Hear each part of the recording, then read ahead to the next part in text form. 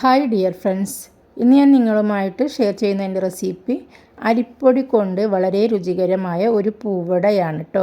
ഗോതമ്പിൻ്റെ പൊടി കൊണ്ട് നമ്മൾ ഒരു പൂവട ഉണ്ടാക്കി അതിലും രുചികരമായ അരിപ്പൊടി കൊണ്ടിട്ടുള്ളൊരു പൂവടയാണ്.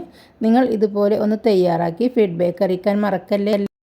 അരിപ്പൊടി വാട്ടാൻ ആവശ്യമായിട്ടുള്ള വെള്ളം വെക്കാനായിട്ട് നമുക്ക് അടുപ്പിലേക്ക് ഒരു പാൻ വെച്ച് കൊടുക്കാം. എന്നിട്ട് ഇതിലേക്ക് നമുക്കൊരു വലിയ കപ്പ് വെള്ളം ഒഴിച്ചു കൊടുക്കാം.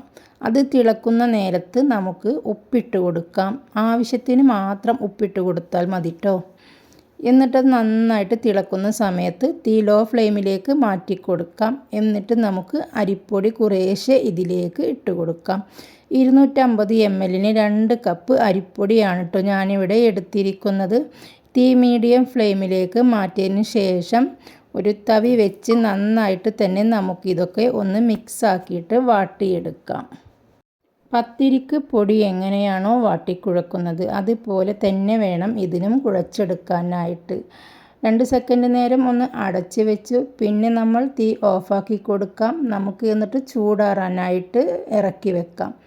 വീണ്ടും നമുക്ക് ചൂടാറാനായിട്ട് ഒന്ന് ഇളക്കി യോജിപ്പിക്കാം. അതിന് ശേഷം നമുക്ക് ഒരു പരന്ന പാത്രത്തിലേക്ക് നമ്മുടെ ഈ അരിപ്പൊടി നമുക്ക് വാട്ടിയത് ഇട്ട് കൊടുക്കാം.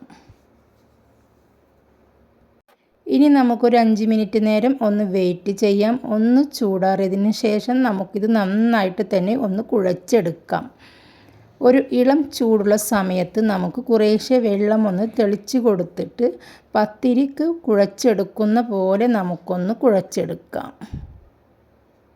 ഇനി ഇതിലേക്ക് ആവശ്യമായ തേങ്ങ ചിരവിയത് അരമുറി ഞാൻ എടുത്തിട്ടുണ്ട്. ഒരു 4 അച്ച് ശർക്കരയും ചതച്ചെടുത്ത് രണ്ടും കൂടി നന്നായിട്ട് കുഴച്ചെടുക്കാം. തേങ്ങയും ശർക്കരയും കുറേശ്ശെ കുഴച്ചെടുത്ത് നമുക്കത് മാറ്റി വെക്കാം.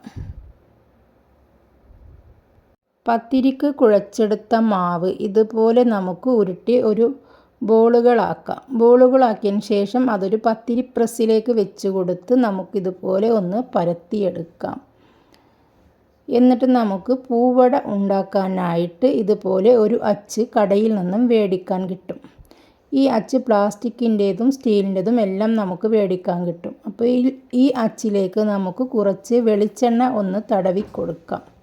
ഇങ്ങനെ വെളിച്ചെണ്ണ തടവി കൊടുത്തതിന് ശേഷം നമ്മുടെ ഈ പരത്തിയെടുത്ത പത്തിരി നമുക്കിതിൻ്റെ ഉള്ളിലേക്ക് നമുക്ക് വെച്ച് കൊടുക്കാം.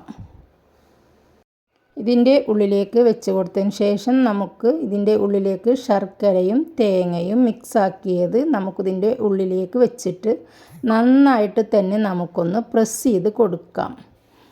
നമ്മുടെ ഈ അച്ചിൻ്റെ മുകളിൽ നന്നായിട്ട് പ്രസ് ചെയ്യാം. പ്രസ് ചെയ്യുമ്പോൾ അതിൻ്റെ വക്കിലൂടെയും ബാക്കിലൂടെയും എല്ലാം ഇങ്ങനെ കുറേശ്ശെ അരിപ്പൊടി പുറത്തേക്ക് വരും. അതെല്ലാം നമുക്ക് മാറ്റിയെടുത്തതിന് ശേഷം ഇതുപോലെ ഓരോ പൂവടയും നമുക്ക് തയ്യാറാക്കി ഒരു സെർവിങ് പ്ലേറ്റിലേക്ക് മാറ്റാം. കണ്ടില്ലേ, ഇതുപോലെ എല്ലാ പൂവടയും നമുക്ക് തയ്യാറാക്കാം. ഇനി നമുക്കിത് ആവിയിൽ ഒന്ന് വേവിച്ചെടുക്കാം. ഇനി നമുക്ക് അടുപ്പിലേക്ക് ഇതുപോലെ ഒരു ഇഡ്ഡലിത്തട്ട് വെച്ച് കൊടുക്കാം. ഇഡ്ഡലിത്തട്ട് വെക്കുമ്പോൾ അടിയിൽ വെള്ളം ഒഴിക്കാൻ മറക്കണ്ട. വെള്ളം ഒഴിച്ചതിന് ശേഷം ഇഡ്ഡലിത്തട്ട് ഇതുപോലെ വെച്ച് കൊടുത്ത് അതിന്മേൽ കുറച്ച് വെളിച്ചെണ്ണ ബ്രഷ് ചെയ്തതിന് ശേഷം ഓരോ പൂവടയും ഇതിൻ്റെ മുകളിലേക്ക് നമുക്ക് നിരത്തി വെച്ച് കൊടുക്കാം. എന്നിട്ട് നമുക്കൊരു 5 മിനിറ്റ് നേരം ഒന്ന് ആവി വരാനായിട്ട് വെയിറ്റ് ചെയ്യാം. ഇത് ഇഡ്ഡലി കുക്കർ ആയതുകൊണ്ട് പെട്ടെന്ന് തന്നെ വിസിൽ വരും.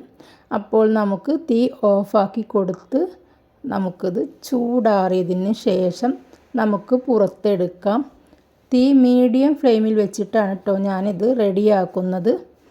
കണ്ടോ, നമ്മുടെ പൂവട ഇവിടെ തയ്യാറായി കഴിഞ്ഞു. ഇനി ഇത് ചൂടാറിയതിന് ശേഷം ഒരു സെർവിങ് ബൗളിലേക്ക് ഞാൻ മാറ്റി കൊടുത്തിട്ടുണ്ട്. അടിപൊളി രുചിയുള്ള ഒരു പൂവടയാണ്. കുട്ടികൾക്കൊക്കെ ഒത്തിരി ഇഷ്ടപ്പെടും. നിങ്ങൾ ഇതുപോലെ ഒന്ന് തയ്യാറാക്കി നോക്കൂ. എന്നിട്ട് നിങ്ങൾ ഫീഡ്ബാക്ക് അറിയിക്കാൻ മറക്കല്ലേ. അപ്പോൾ നമുക്ക് അടുത്ത വീഡിയോയുമായി വീണ്ടും കാണാം. Okay, bye bye.